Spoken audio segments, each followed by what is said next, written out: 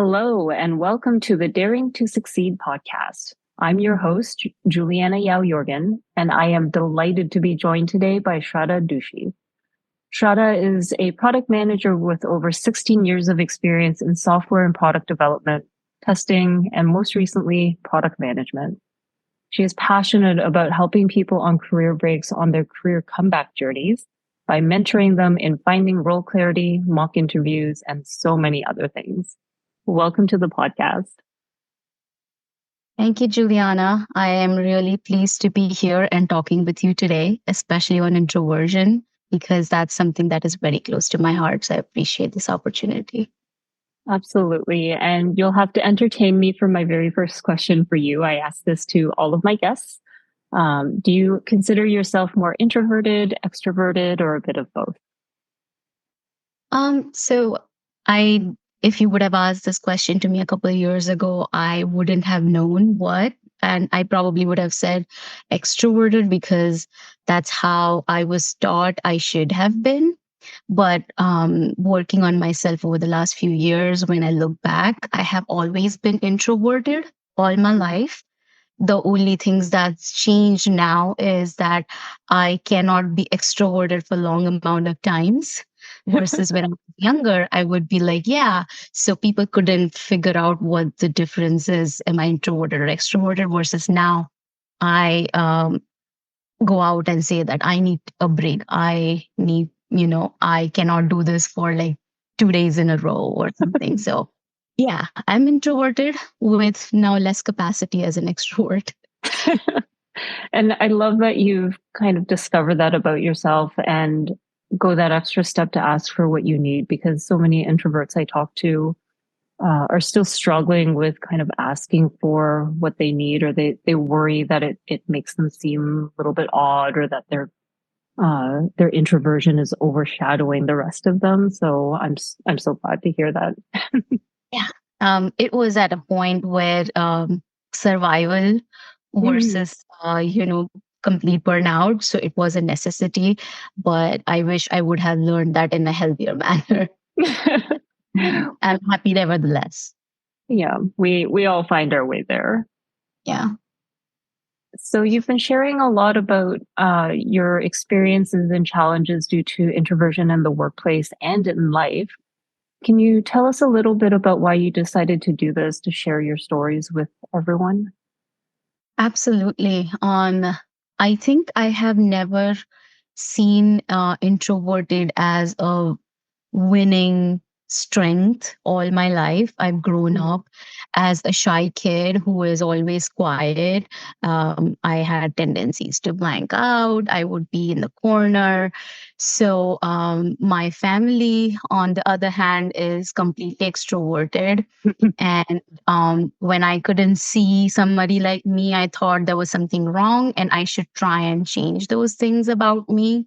So up until like 4 years ago, like I mentioned early on, I tried as much as possible to be extroverted, but I never could get the hang of it. I was always struggling, even after like 3 decades.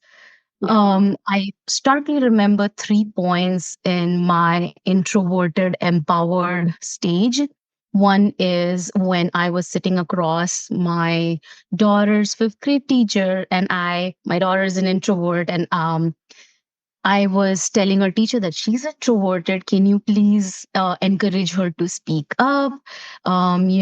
She doesn't raise hands, and um, at that point, she said, "You know what, Miss Doshi, she is an amazing leader. She doesn't raise her hand. She doesn't maybe participate as much as other kids, but she is very much a contributing student in my class. She problem solves in a very unique way. She has a amazing approach of bringing people together. So she might not stand up on the dais and motivate people, but she does that nevertheless in her own way." And I was sitting there and I was just like dumbstruck. And I'm like, is that even possible? Like, I can be a leader. So from there on out, I was privileged enough to have my current manager who self-proclaimed introvert. And at one point, I was in my one-on-one with her, and I said that, oh, we have a happy hour coming up. I'm so excited, and I really am. But inside, I was like, oh my god, again another happy hour. I don't want to talk to people. And she was so confident. She was like, yeah, I mean, if you like going, you should. I'm an introverted soul, so I don't go to these events, and I'm happy to be stay home. And she said it so calmly that I got a little agitated in my seat. Like, how can someone wear that as a badge of honor, as something that's Mhm. like business as usual? And from there on out, my journey towards asking other introverted leaders. So I started meeting every week. My goal was to meet with two people who are introverted, especially who are leaders, Yeah. and see what they thought. So I learned so much in the last 4 years about introversion and about myself. I have since gotten two promotions. I have started mentoring people. I have started talking about introversion. And it's just, I have been in a flow state since then. So Mm. when I think about my previous life where I would not be sure, always be timid, always think that I need to learn and grow, versus now I feel like I'm in the driver's seat. I own wherever I am and I can go Mhm. forward. And I want to have that for other people, because that kind of freedom is something else. And I wish that everybody has that, especially if you've grown up like like me, not like my manager who's probably had a great childhood and their parents did not want them to be extroverted. So yeah. Yeah. That's such a beautiful story that it was your daughter who kind of started your journey. And it's so amazing that you have the support from your manager to embrace your introversion and really feel comfortable with it. I think I'm probably closer to your manager's experience, where I was always like, yeah, this is just me. If you don't like it, that's fine. I'm okay with it. Even now, I'm visiting with family, and most of them are extroverts, and it's a lot, especially surrounded by a majority of people who are extroverted. And the nice thing is that they don't expect me to be extroverted. But I don't know if you have this experience with your family of extroverts, but sometimes the super extroverted ones will look at the introverted ones and be like, "Why are you on your phone?" And we're like, "But we're talking to each other on our phone." Yes. Yes. Yeah. Yeah. All the time. It's been a good learning experience and empowering at the same time. Yeah. Mhm. Yeah. And I noticed that you are also on a panel discussion this month to talk about managing motherhood in the workplace. Do you find that things are a little bit different when you're both a mother and an introvert in the workplace compared to, let's say, if you're not a mother or you're not dealing with motherhood right now, or if you're an extroverted mother? Do you find there to be differences? Yeah, I mean, speaking for myself, I think generally motherhood and career is always a struggle to keep that Mm, balance, because especially for women who were raised as ambitious, they come at a point where they have to choose where they dedicate their time and energy to, because up until they have a child, it's always you are independent, you don't have any responsibilities, nobody dependent on you who cannot take mhm, care of themselves. And as soon as you have kids, you have this additional responsibility. And in my case, I was never trained for becoming a mother, like how, you know, what do the kids needs. I felt like when I had a baby, in a couple years they would be like adults, they can take care of themselves and stuff. But it's my daughter is like 12. There are still things that you would think that they wouldn't need help with, but they do. And it's been a very learning and humbling journey.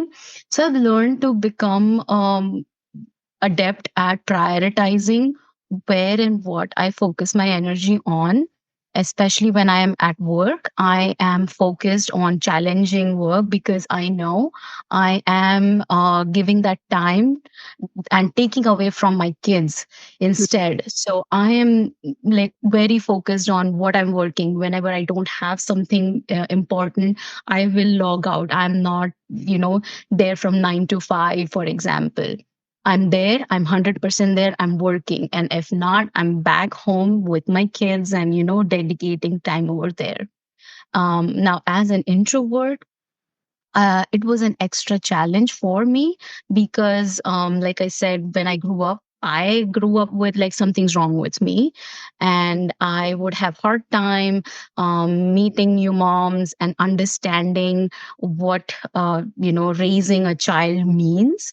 Right. And without a support system, it's really hard to raise child. Like that's why they say it takes a village to raise a child. Hmm. As an introvert, it was hard for me to come into a group, and ask them questions. And what is your child doing differently? How should this is a challenge? And I have come since far from then, because now I have a close group of girlfriends who have kids similar age, some younger, some older, and I'm no longer scared of asking them like, okay, I'm struggling, because the important thing was like perfectionism, because that led to not asking questions that didn't lead me anywhere.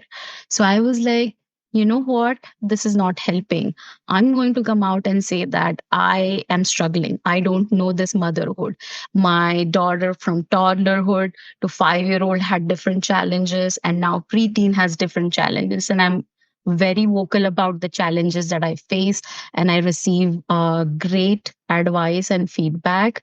And as a result, I'm able to more. And then when I am a strong and a confident mother, when I go into work, I'm not this frazzled person that I used to be like, okay, I don't know what to do here. I don't know what to do there, because I did my job as a mom really well.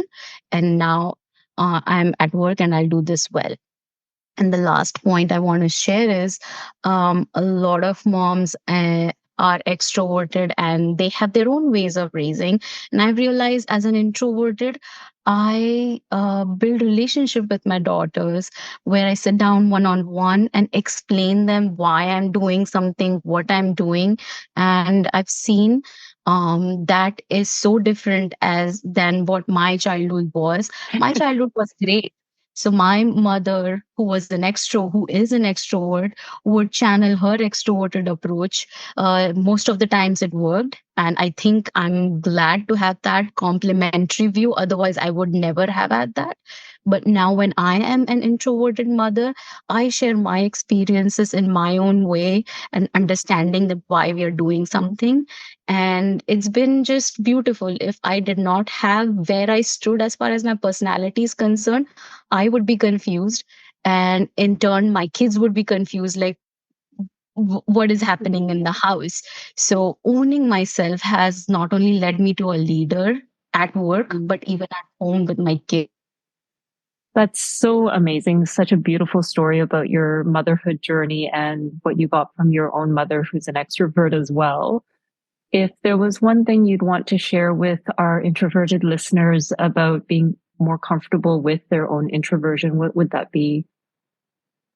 I think the only one thing I would share, because like you and I are a completely different introverts as well, right? Mm-hmm. Because how we grew up and how we were raised.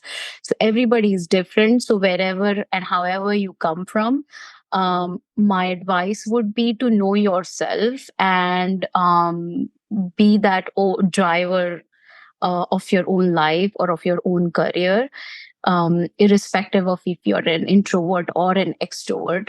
because that will allow you to find your unique way of how you solve problems. What are your strengths? Instead of looking at others and how they are doing, your how is always going to be different. So focus on what your strengths are and be connected to your why. Because for me, the only way I drive and progress forward is with the why, a very strong why that matters to me, not somebody else. So I have my why and my how figured out. The what can come, however it would. So yeah, know yourself and have confidence in yourself and your strengths. You have anybody has that. Just find that out. Oh, so amazing. So, if our listeners want to hear more from you and hear more about your stories, where can they find you to find your writings about career well-being and introversion and even product management? Yeah, I do write on LinkedIn a lot, just to share my own experiences as an introvert in career, um, on LinkedIn. So you can find me on LinkedIn as Shradha Doshi. And I do have an Instagram page where I share more of a motherhood side of things, and even just personal growth as an introvert, because I've seen profound, growth since the last 4 years, just as a person, as a family. So I share that, and it's simply Shraddha. I might have that on the link tree that I share with you. So maybe if you can add that to the notes. Yeah. Absolutely. I'll be sure to put those links in the show notes for everyone so they can find you. Yeah. Absolutely. Thank you. Thank you so much. It was so much fun having you on the podcast. Um, yeah, thanks for having us interview. No, this has been incredible. And I want to just say, Juliana, your um, podcast has been really great. It's bite sized and I love listening to it. I recommend people to listen to it first thing, so that it's just 5 minutes, be done, and it puts you in the right headset if you're not already in there. So I love that about your podcast, especially. So thank you. Oh, thank you so much. That's always so nice to hear. Yeah. Okay. Well, that's it for this week, and we'll see you soon. Bye.